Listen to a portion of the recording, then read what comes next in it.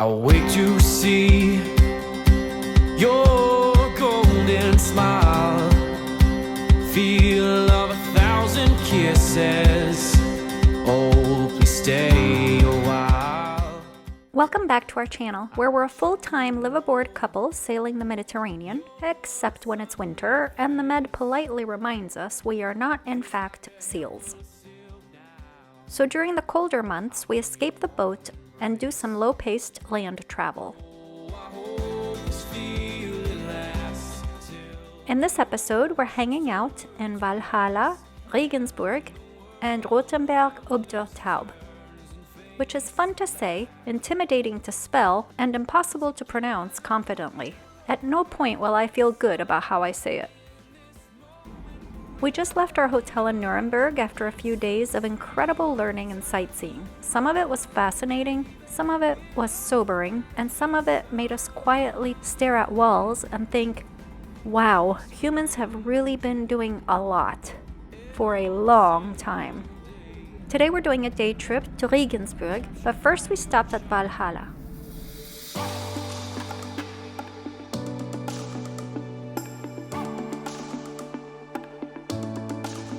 Walhalla sits high above the Danube River, and when we say high, we mean the kind of stairs where you're climbing and thinking, this better be amazing, because nobody builds stairs like this unless you're very confident in what's at the top.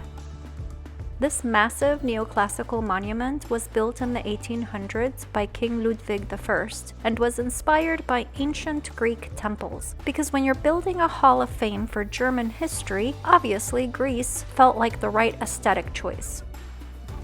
Inside Walhalla are marble busts honoring famous German-speaking figures, scientists, composers, philosophers, writers, and political leaders.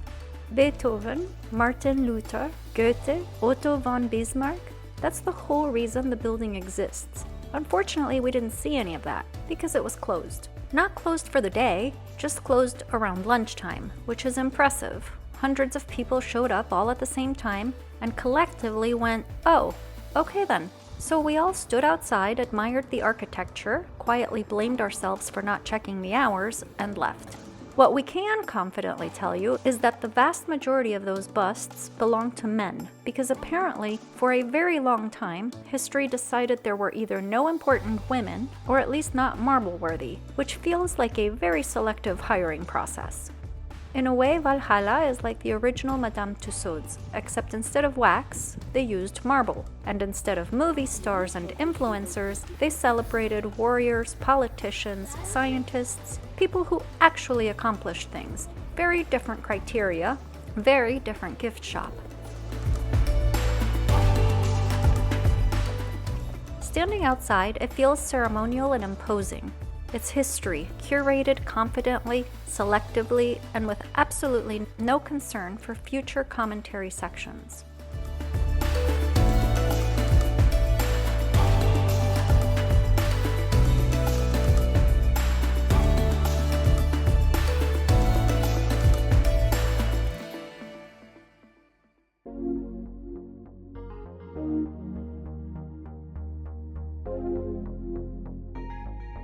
Regensburg is one of these cities that doesn't feel like it needs your approval. It's just doing its thing. Quietly impressive, slightly smug, earned.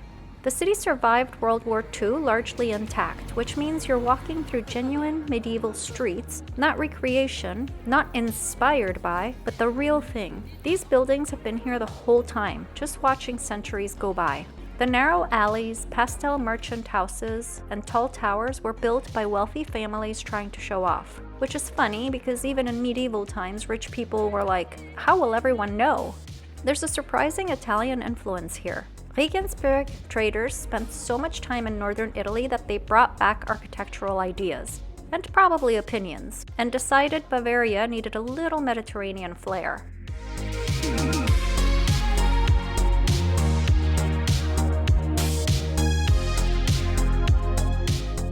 We also ate at the Historische Wurstküche, which has been serving sausages here since about the 12th century. Same location, same concept, proof that if you do one thing well, humans will show up forever.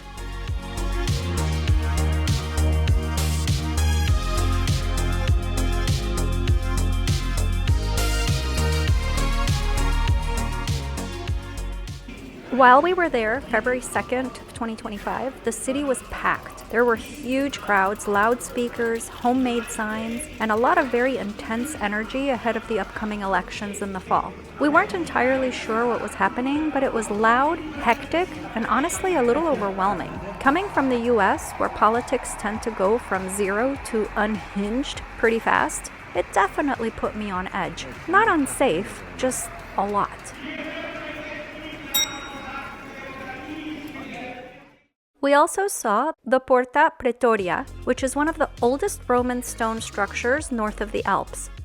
Built around 179 AD, it's just there, casually existing. While most things from that era are long gone, this gate is still standing, quietly flexing on modern architecture.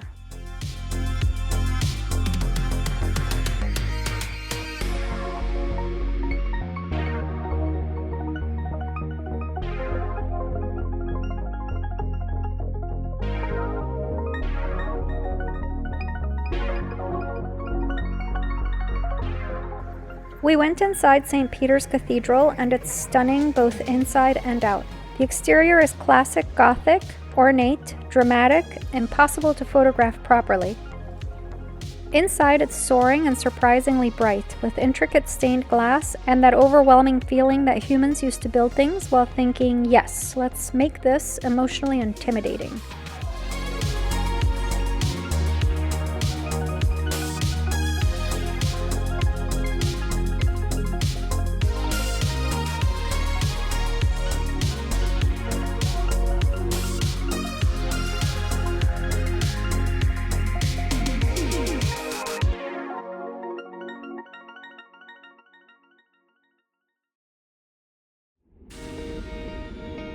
Rothenburg is the town everyone warns you about. It's touristy, which is true, except it wasn't. We arrived in the middle of the day and the town was basically dead. Empty streets, quiet squares. It felt like everyone had collectively stepped out for lunch and just never came back.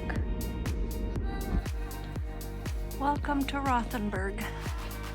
There's nobody here. It's Tuesday at noon, lunchtime, almost 1 maybe? Monday? What did I say it was? Tuesday? I've been thinking it's Tuesday. Oh, okay. And it is dead. There's nobody. Oh, there's one person. Except for Plönline, that one famous corner you've definitely seen on Instagram. A handful of tourists rotated through, taking turns, photographing each other for what felt like a full photo shoot. Hundreds of pictures, same pose, same angle, all in the pursuit of the single image that says, I just casually wandered into this medieval fairy tale.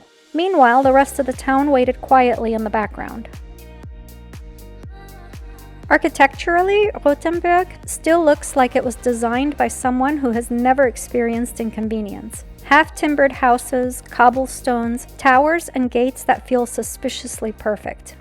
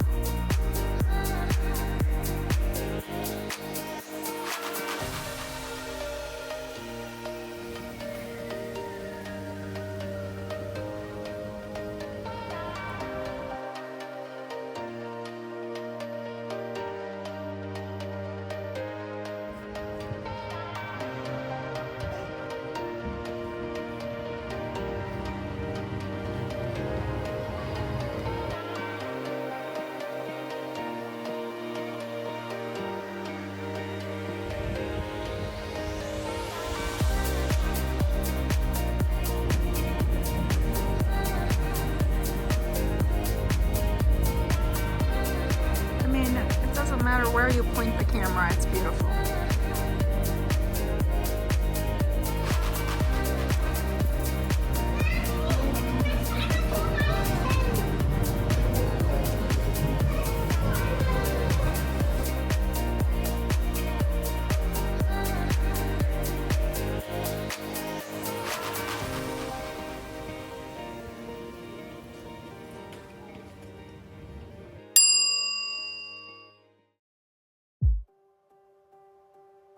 We visited the Medieval Crime Museum, which, unsurprisingly, was a highlight for me as a true crime podcast fan.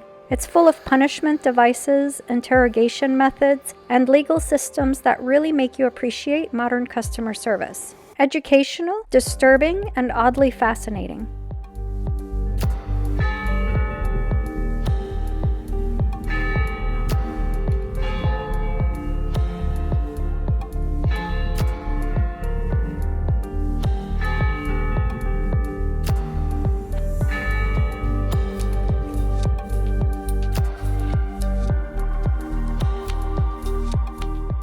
As we walked from the Burgtor, or the castle gate, toward the punishment tower, the scenery completely changed. On one side, you've got the old town walls and towers, thick stone, narrow windows, and centuries of defensive planning. On the other, open fields, rolling hills, and total peace. It's a strange contrast.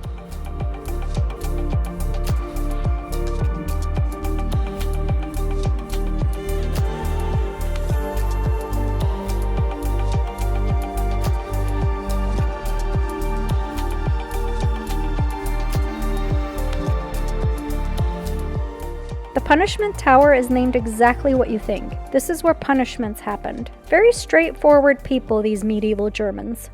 This area was tied into Rothenburg's justice system, detention, punishment, and making examples out of people. Justice back then was public, uncomfortable, and designed to make everyone else think twice. The goal wasn't rehabilitation, it was fear with signage.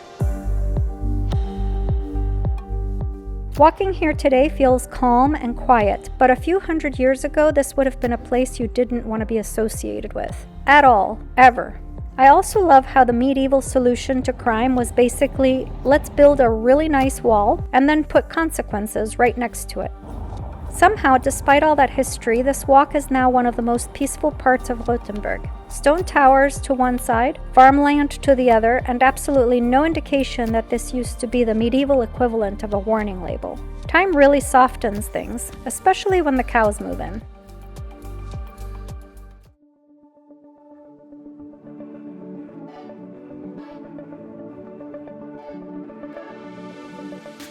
We looped back through Blade Gate and climbed up onto the tower walls from the north side, near the parking lot. Walking the walls really drives home how defensive this place once was.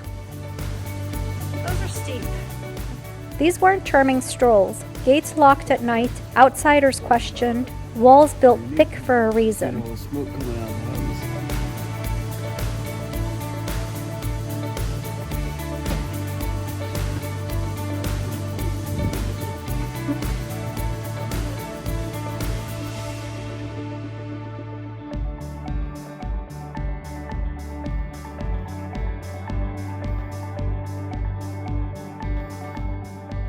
Rothenburg is magical, quiet, and slightly eerie when it's empty, and it turns out that might be the best way to see it.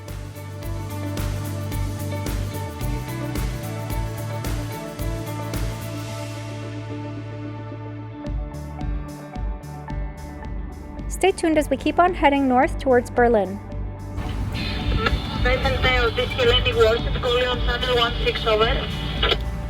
And real talk for a second. Our channel is usually about our day-to-day life sailing around the Mediterranean. Boats, anchors, wind, occasional mild panic. The last few episodes have been land travel, so if you're still here, thank you for sticking around while we briefly pretend to be normal people on land. We promise we'll be back on the water soon. Probably sunburned, possibly fixing something that wasn't broken yesterday. She said the warship is calling Deus. That's Deus up there. Would you rather live inside a perfectly preserved medieval town with zero modern convenience, or on a sailboat with zero personal space? Defend yourself and explain your trauma in the comments below. If you enjoyed this episode, please like, subscribe, and hit the notification bell. It helps more than you know, especially when we confuse the algorithm by leaving our boat. Thanks for watching. Bye guys.